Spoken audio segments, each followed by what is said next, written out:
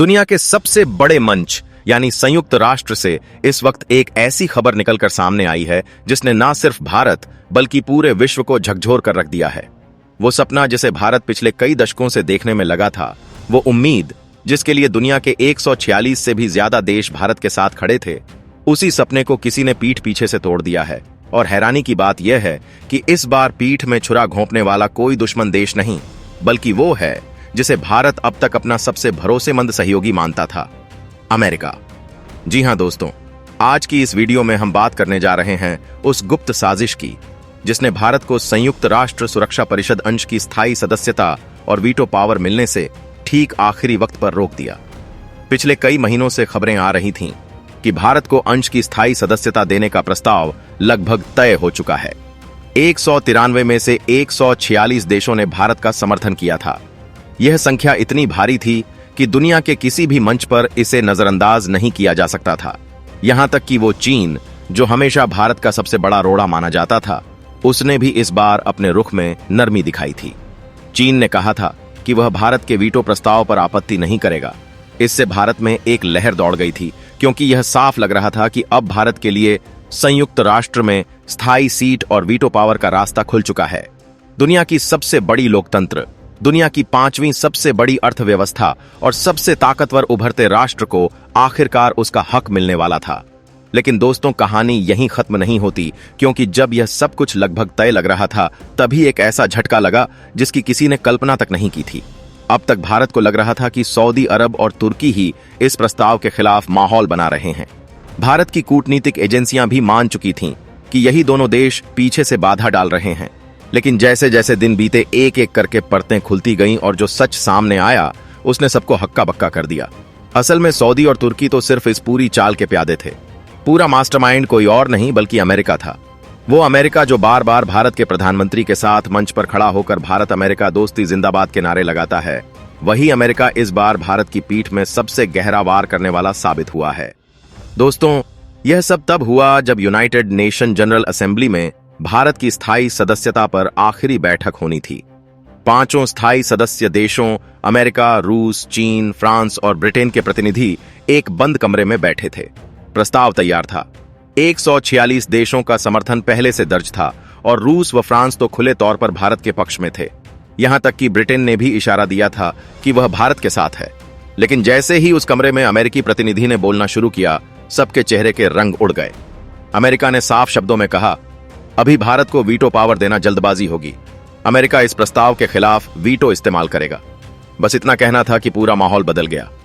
जो मीटिंग भारत के लिए ऐतिहासिक बनने वाली थी, वो अचानक एक राजनैतिक धोखे का मैदान बन गई। दोस्तों, जैसे ही यह खबर बाहर आई, पूरे संयुक्त राष्ट्र भवन में सन्नाटा फैल गया, क्योंकि यह वही अमेरिका था जिसने कुछ महीने पहले ही कहा था कि वह भारत की स्थायी सदस्यता का समर्थन करेगा।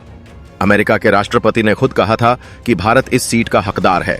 लेकिन पर्दे के पीछे की हकीकत कुछ और थी। बाद में जब डिप्लोमेटिक रिपोर्ट सामने आई तो यह खुलासा हुआ कि अमेरिका ने पहले से ही सऊदी अरब और तुर्की के साथ गुप्त बैठकें की थीं। इन बैठकों में तय किया गया था कि अगर भारत को वीटो पावर दी गई तो सऊदी और तुर्की इसे अस्थिर करने का माहौल बनाएंगे, जबकि अमेरिका तकनीकी आधार पर इसे रोक देगा। और यही हुआ। अमेरिका ने वीटो का इस्तेमाल करके पूरे प्रस्ताव को रोक दिया। अब असली मजा तो तब आया जब इजराइल की खुफिया एजेंसी मोसाद को इस गुप्त बैठक की भनक लगी।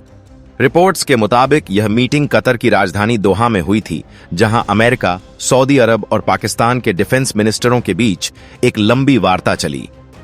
इस मीटिंग से ठीक 2 दिन पहले अमेरिकी राष्ट्रपति और सऊदी क्राउन प्रिंस के बीच एक निजी बातचीत हुई थी, जिसमें तय किया गया कि भारत के खिलाफ सऊदी को सक्रिय भूमिका निभानी होगी।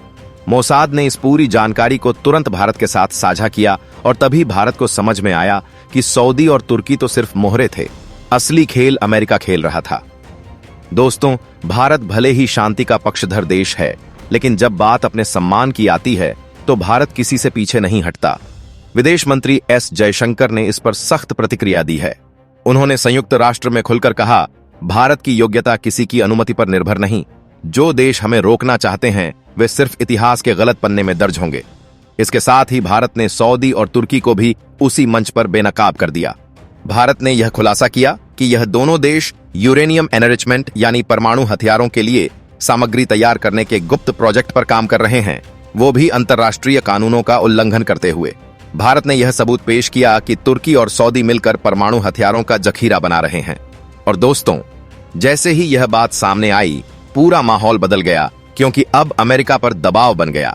अगर वह इन देशों का समर्थन जारी रखता है तो उसे खुद ही उन पर प्रतिबंध लगाने होंगे। अमेरिका के इस कदम के खिलाफ अब संयुक्त राष्ट्र के अंदर ही विरोध शुरू हो गया है।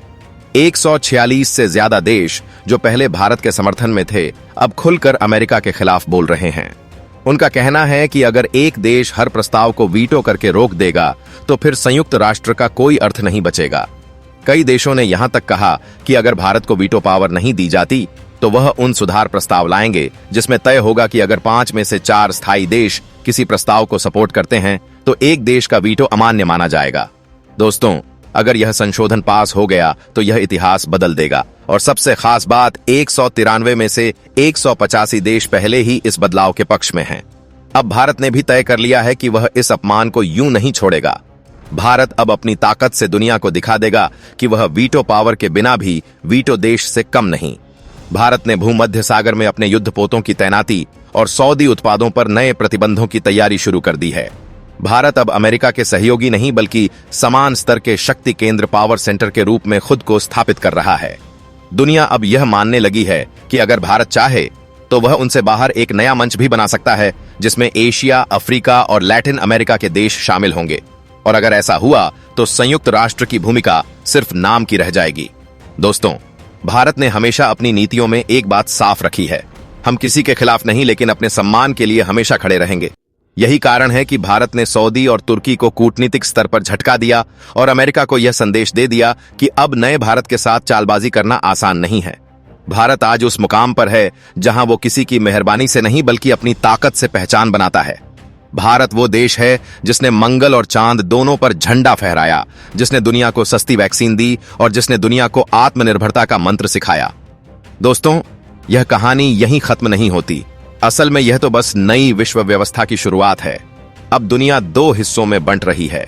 एक तरफ वो देश जो भारत की उभरती ताकत को स्वीकार कर रहे हैं और दूसरी तरफ वो जो इसे रोकना चाहते हैं। लेकिन एक बात पक्की है, भारत अब किसी के वीटों से नहीं रुकेगा, क्योंकि भारत अब वो भारत है जो इतिहास नहीं पढ़ता, इतिहास लिखता है। तो दोस्तों, अगर आप भी मानते हैं कि भारत इस वीटो पावर का हकदार है तो इस वीडियो को लाइक कीजिए, शेयर कीजिए और कमेंट में जरूर लिखिए, भारत इसका हकदार है। जय हिंद, जय भारत।